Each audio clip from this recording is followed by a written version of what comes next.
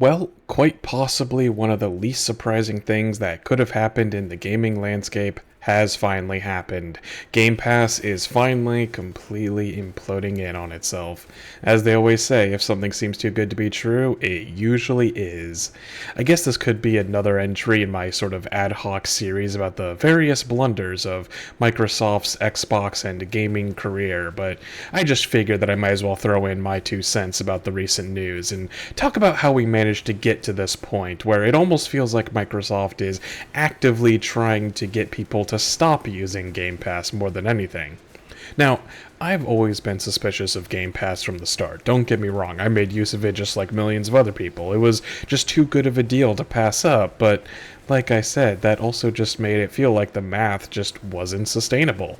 Now, to be fair, this makes sense to some degree at least. Often the strategy with many new streaming and subscription-based services is you launch with an outrageously low and unrealistic price because that's how you get users onto your platform in the first place. Then, after the honeymoon period is over, you slowly raise up your prices to more sustainable levels. Sure, you'll lose some subscribers over time, but ideally you'll have enough people who are used to using your service that'll stick around until you end up making money in the long run. The problem is that with Game Pass, the numbers just don't really make sense, and they don't work out the same way like they did with things like Netflix from way back in the day. Like, if we look back at when Netflix first became a streaming service, it cost around 9 or 10 bucks a month. And for comparison, a movie ticket at the time at least cost like 7 or 8 bucks. And buying a DVD or something like that was around the same price range. So obviously you could get a lot more value out of a Netflix sub because you can watch as many movies as you want instead of having to pay for them individually. But like, you can at least see how the ratio between these different prices are very comparable. By comparison, the numbers for Game Pass are just a lot more concerning. In 2019, when Game Pass first really took off, it cost about $10 a month for the PC version, and on console it cost like $15, but it was also bundling like Xbox Live Gold, where you would normally have to pay like $5 a month, so it kind of works out to about $10 on both platforms. Point being that regardless of platform, they were offering a lot of day one AAA releases through Game Pass, and the cost of your subscription was way lower than the $60 launch price of those games. So like, if you just play a single game with Game Pass, then you're effectively getting 6 months worth of value from just that one game. So even if you didn't touch Game Pass again for 5 months after you beat that game, you can still argue that you got your money's worth. So like, we can kind of start to see what the problem is here. At least with Netflix and other streaming services from back in the day, they were priced in such a way where like, if you wanted to get value out of them, you had to be a regular user and at least use their services basically every month if you want to get the value out of them. As such, this makes it way too easy to game the system when it comes to Game Pass. Like, there's nothing that's stopping you from, say, subscribing for a single month for only $10, playing a brand new AAA $60 game, and then ending your sub after you beat it and effectively only paying a sixth of the cost for that brand new game.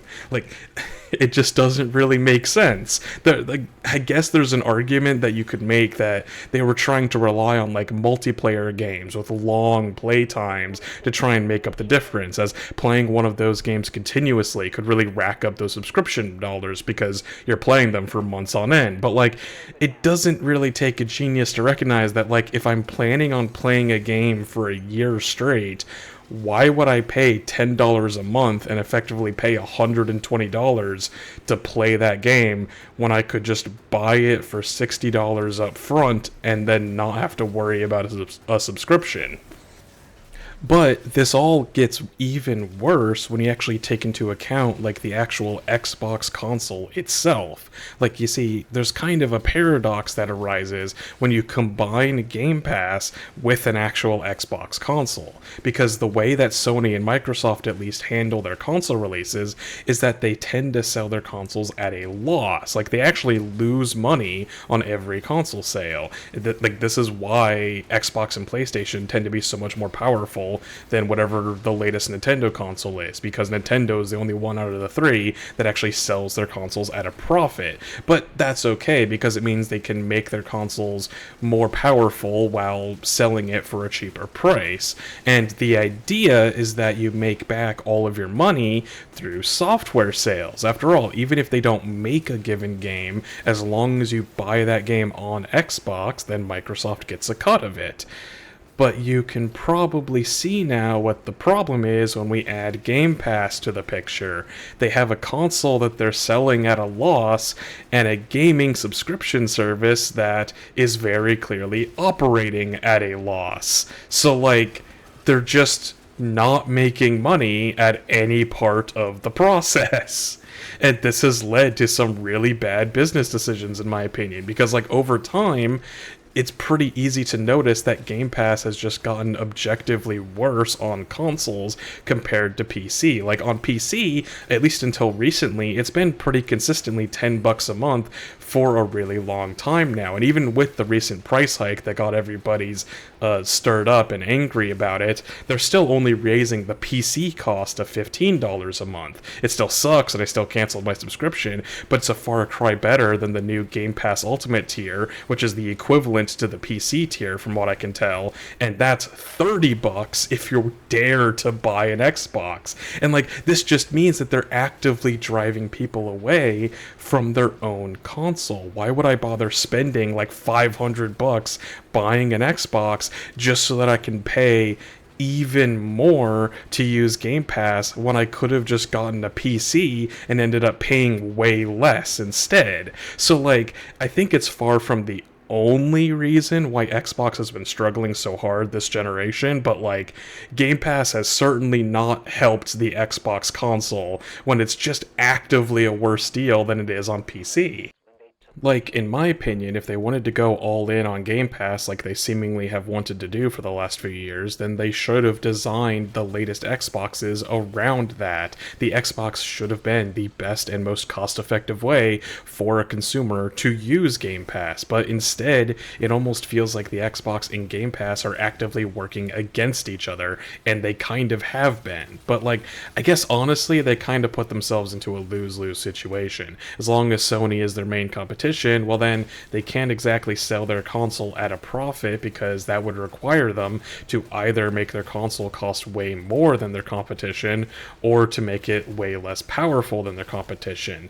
Like at that point, the best thing they could do is try to shift their strategy considerably to try and compete more directly with Nintendo, I guess. But I mean, that would probably just end up pissing off their existing fans, and I doubt they'd be able to pull that many people away from Nintendo in the first place either. So like, at the end of the day, Game Pass just doesn't really work as a service for a console in the first place. When your main method of making money is selling your console at a loss and making it back up with software sales, you really shouldn't just be giving away your software way below market price, especially when we're talking about day one releases for major AAA titles. Like that's the thing with streaming services like Netflix. At least before COVID, like you couldn't watch a movie day one on Netflix when it came out on theaters. You would have to wait a while before it would come out on streaming services. And you know, and now we've quickly gone back to that sort of formula, even if it has been a lot more abridged ever since COVID happened.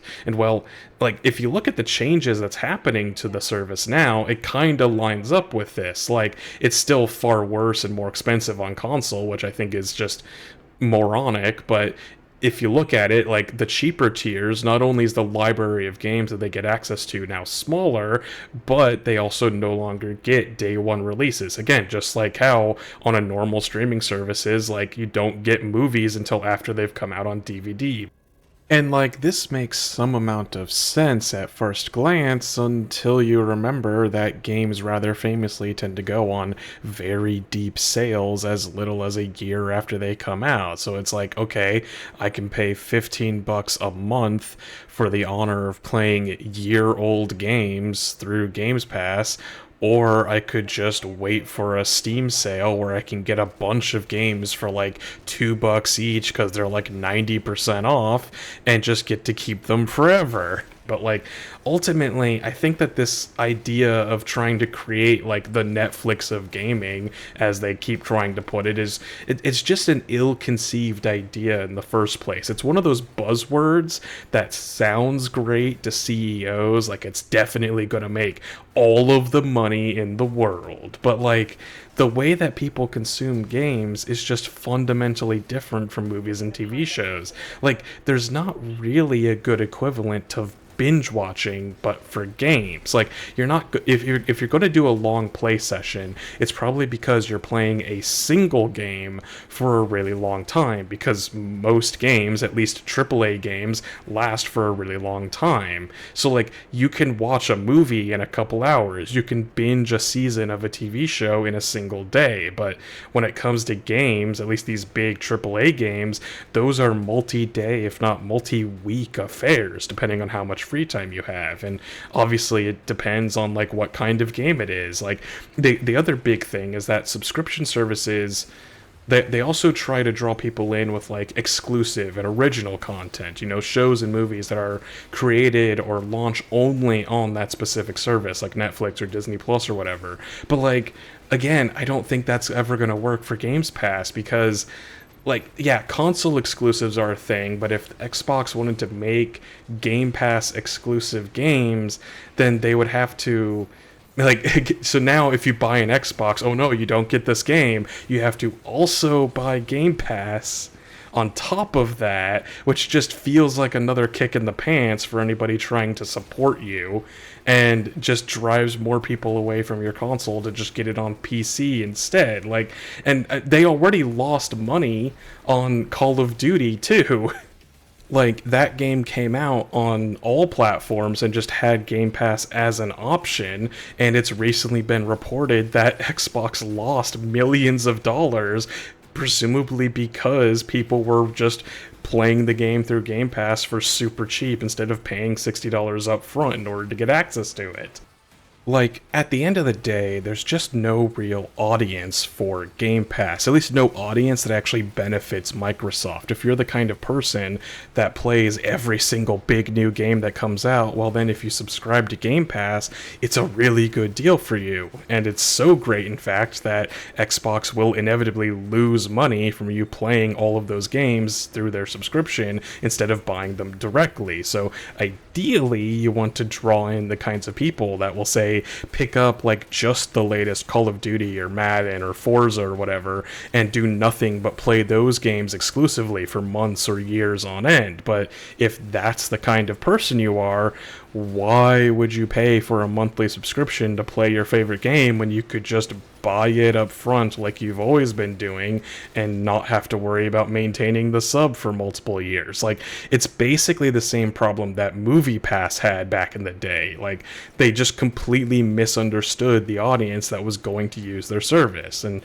for anybody who doesn't remember, because it was kind of a flash in the pan, a few years ago, I believe this was before COVID, there was a service called Movie Pass, which basically lets you pay a monthly sub, but instead of watching movies like on your computer, it lets you get unlimited movie tickets at actual theaters for like $10 a month. And the CEO claimed that the numbers would work out because, statistically speaking, the data shows that most people only go to the movies like a few times a year. So they should end up making money in the long run from all of the months that they don't go to the theaters. And I'm willing to bet that that information was completely accurate.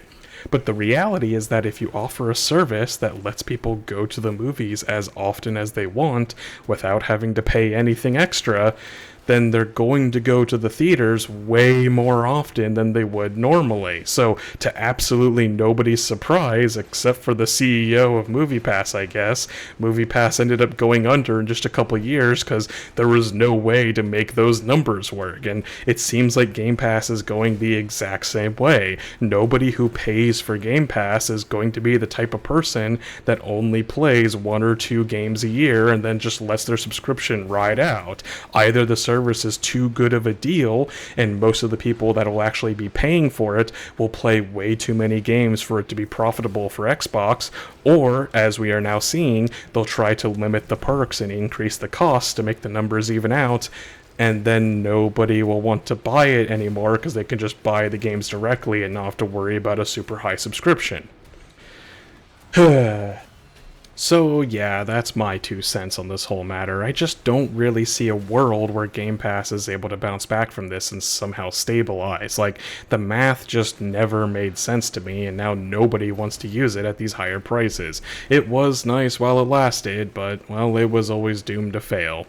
But, as always, I'm happy to continue the conversation in the comments down below. Did you enjoy Games Pass while it lasted, or maybe you've always been skeptical of its longevity like I have? And, I mean, hey, if you have any ideas on how Game Pass could possibly be sustainable in the long term, I'd be very curious to hear them, though I think that it's Microsoft that needs your advice more than anyone right now. Either way, thanks to everyone for tuning in. If you liked the video, make sure to leave me a like, subscribe if you want to see more content like this in the future, buy me a Ko-fi if you want to support the channel a little bit more directly. Shoutouts to Frosty Krypton for being my first and still only supporter out there. Come on people, he's getting lonely, he needs some friends. But yeah, thank you all for watching, and I hope to see you all in the next one.